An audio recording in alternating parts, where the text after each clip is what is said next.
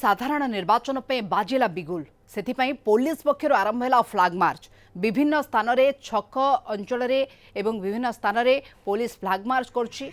गंजाम जिले दुईटी पर्यायर निर्वाचन होगाकू बेले मे 13 छत्रपुर गोपालपुर ब्रह्मपुर दिगपहंडी और चिकिटी 20 हिंजिली आसिका पोलोसरा खलिकोट सोरडा कविसूर्यनगर सानखेमुंडी भंजनगर में भोट ग्रहण कर परिप्रेक्षी में गंजाम पुलिस निर्वाचन को दृष्टि रखी तार प्रस्तुति आरंभ कर देछि। गंजाम पुलिस जिले में 9टी निर्वाचन मंडली में किभली शांति श्रृंखल में मतदान हो पारिबो से नहीं सजग रही। एने गंजाम पुलिस और बीएसएफ पक्षर छत्रपुर सहर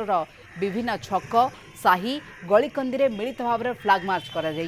किभली शांतिपूर्ण अबाध निर्वाचन हेबो एने पुलिस संपूर्ण भाव में रणनीति प्रस्तुत करिछि।